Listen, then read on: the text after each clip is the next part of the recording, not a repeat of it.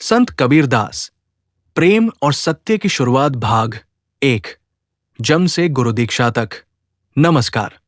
आज हम एक ऐसी कथा आरंभ कर रहे हैं जो केवल इतिहास नहीं है, बल्कि मनुष्य के भीतर मनुष्य को जगाने की प्रक्रिया है।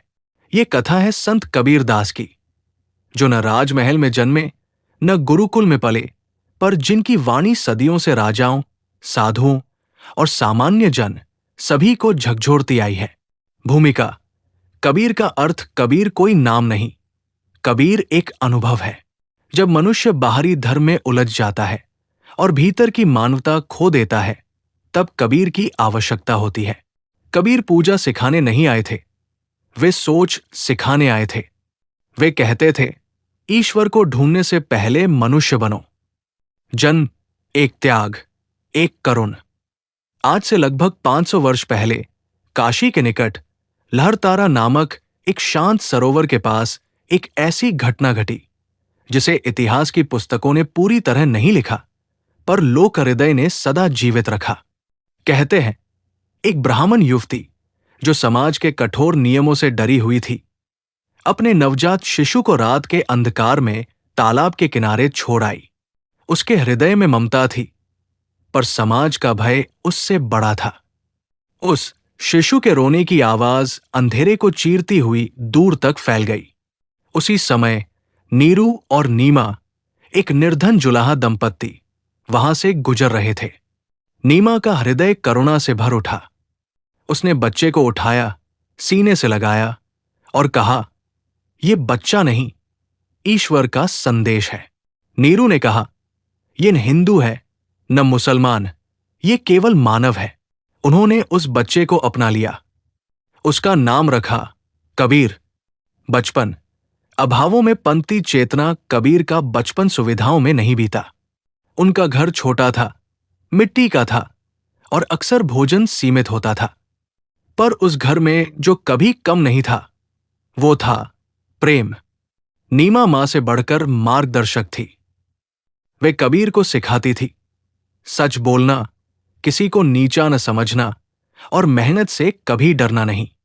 नीरू दिन भर करघे पर काम करते और रात को कबीर को अपने पास बैठा कर कहते, मेहनत ही सबसे बड़ी इबादत है। कबीर विद्यालय नहीं गए, उन्होंने अक्षर नहीं सीखे, पर उन्होंने जीवन को पढ़ा। बालक कबीर के प्रश्न कबीर अन्य बच्चों से अलग थे। जहां बच्चे खेल में मग्न रहते, वहां कबीर देखते, सोचते और प्रश्न करते। जब वे मंदिर में मूर्ति पूजा देखते तो पूछते, अगर ईश्वर पत्थर में है तो पत्थर चुप क्यों है? जब मस्जिद में नमाज होती तो पूछते, अगर खुदा सब सुनता है तो इतनी आवाज क्यों? इन प्रश्नों से लोग असहज हो जाते, कभी हंसते, कभी डांटते, पर कबीर चुप नहीं होते। उनका बालमन सच की खोज में था। समाज और बालक कबीर समाज को कबीर जैसे बच्चे अक्सर पसंद नहीं आते, क्योंकि वे प्रश्न करते हैं और प्रश्न परंपराओं को चुनौती देते हैं। कुछ लोग कबीर को उपद्रवी कहते, कुछ उन्हें अविवेकी। पर नीमा जानती थी, ये बालक साधारण नहीं है। गुरु की खोज, अधूरी प्यास। जैसे जैसे कबीर बड़े हुए, उनकी प्यास बढ़ती गई। वे समझ चुके थे, केवल प्रश्न पर्याप्त नहीं, उत्तर भी चाहिए, और उत्तर गुरु से मिलता है। कबीर स्वामी रामानंद के ज्ञान से प्रभावित थे। वे उन्हें गुरु बनाना चाहते थे, पर समाज ने दीवार खड़ी कर दी। कहा गया, एक जुलाहा ब्राह्मण गुरु का शिष्य नहीं बन सकता। युक्ति, अहंकार पर पहला प्रहार कबीर ने विरोध नहीं किया। उन्होंने युक्ति अपनाई। वे घाट की सीढ़ियों पर रात में लेट गए, जहां से रामानंद जी प्रातः स्नान के लिए उतरते थे। अंधेरे में रामानंद जी का चरण पड़ा और उनके मुख से स्वतः निकल पड़ा, राम राम। कबीर उठे, नतमस्तक हुए और बोले, गुरुदेव, आपने मुझे मंत्र दे दिया। उस क्षण एक बड़ी बात सिद्ध हो गई, ज्ञान जाति नहीं पूछता। गुरु दीक्षा का अर्थ रामानंद जी ने कबीर को स्वीकार किया। ये केवल एक शिष्य की स्वीकृति नहीं थी, ये समाज के अहंकार पर पहली चोट थी। कबीर की चेतना अब जाग चुकी थी। उनके भीतर एक नया प्रकाश जल उठा था। पाठ 1 का उपसंहार यहां से कबीर का जीवन नई दिशा लेता है। अब वे केवल प्रश्न करने वाले नहीं, उत्तर देने वाले बनने जा रहे हैं। पर वो उत्तर किसी एक धर्म का नहीं, पूरी मानवता का होगा। भाग 1 यहीं समाप्त होता है। संत कबीरदास, सत्य के मार्ग पर अकेला पथिक, भाग 2, गुरु दीक्षा के बाद का जीवन। भाग 1 में हमने देखा कि कैसे एक साधारण जुलाहे का बेटा गुरु दीक्षा के साथ चेतना की नई ऊंचाई पर पहुंचता है। अब भाग 2 में हम उस मार्ग पर चलेंगे जहां सत्य बोलने की कीमत चुकानी पड़ती है, जहां पूरा समाज विरोध में खड़ा हो जाता है और जहां एक मनुष्य पूरी व्यवस्था से टकरा जाता है। गुरु दीक्षा के बाद की चेतना।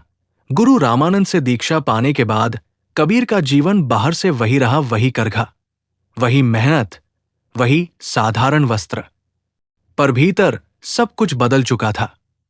अब कबीर देखते भी थे और समझते भी थे। वे जानते थे सत्य केवल समझना नहीं, सत्य बोलना भी जरूरी है। निर्गुण भक्ति की स्पष्टता कबीर ने सगुण भक्ति को नकारा नहीं, पर उससे आगे बढ़े। उनका ईश्वर रूप मूर्ति या स्थान में नहीं, अनुभव में था। वे कहते थे, मोको कहाँ ढूंढे रे बंदे, मैं तो तेरे पास में। ना मैं देवल, ना मैं मस्जिद, ना काबे कैलाश में। ये बात दोनों धर्मों के ठेकेदारों को चुभने लगी। पंडितों से टकराव। काशी के पंडित कबीर से अप्रसन्न थे। वे कहते, ये व्यक्ति वेद नहीं जानता, फिर भी ज्ञान की बातें करता है। कबीर मुस्कुराते और कहते, पोथी पढ़ी पढ़ी जगमुआ, पंडित भया न कोय, ढाई आखर प्रेम का, पढ़े सो पंडित होए। ये दोहा केवल कविता नहीं था, ये शास्त्रीय अहंकार पर सीधा प्रहार था। मौलवियों से टकराव। मौलवी भी कबीर से नाराज थे, क्योंकि कबीर कहते थे, ईश्वर डर से नहीं, प्रेम से मिलता है। वे कहते, काकर पाथर जोड़ के मस्जिद लई बनाए, ताचड़ मुल्ला बांग दे, क्या बहरा हुआ खुदाए। ये प्रश्न धर्म के नाम पर चल रहे भय को नंगा कर देता था। उत्पीड़न और अपमा कबीर को केवल शब्दों से नहीं, कर्मों से भी सजा देने की कोशिश हुई। कभी उन्हें समाज से निकाला गया, कभी काम बंद कराने की धमकी मिली। कुछ कथाओं में आता है, उन्हें नदी में फेंकने, आग में जलाने और विष देने तक की कोशिश हुई। पर कबीर डरे नहीं। वे कहते थे, सांझ को आंच क्या, गृहस्थ जीवन। संत का असली परीक्षण कबीर सन्यासी नहीं बने, उन्होंने घर नहीं छोड़ा। उनकी पत्नी लोई थी, जो कबीर के संघर्षों की मौन साक्षी थी। कभी कभी घर में अन्न नहीं होता तो लोई कहती, आपकी वाणी तो सबको मिलती है, पर घर को भी पेट चाहिए। कबीर सिर झुकाते और फिर करघे पर बैठ जाते। वे जानते थे, ज्ञान और जिम्मेदारी दोनों साथ चलनी चाहिए। संत और पिता कबीर केवल संत नहीं थे, वे पिता भी थे। उनके पुत्र कमाल और पुत्री कमाली दोनों उनकी वाणी से प्रभावित थे। कमाली विशेष रूप से कबीर के विचारों की वाहक बनी। ये सिद्ध करता है, कबीर का ज्ञान केवल उपदेश नहीं, जीवन में उतरा हुआ था।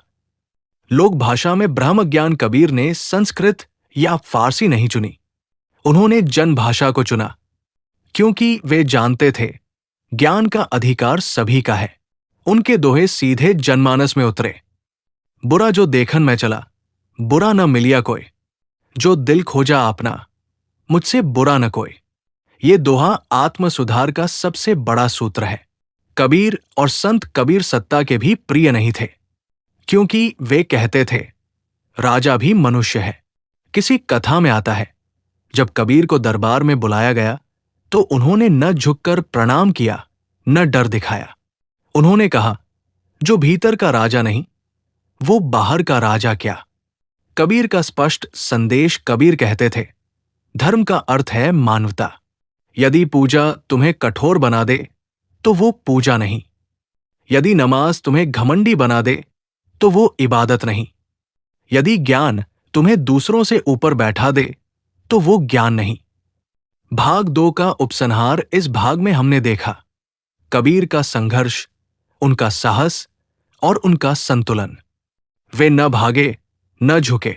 अब भाग 3 में हम देखेंगे मगहर की यात्रा, अंतिम क्षण और कबीर का शाश्वत संदेश। भाग 2 यहीं समाप्त होता है। धन्यवाद।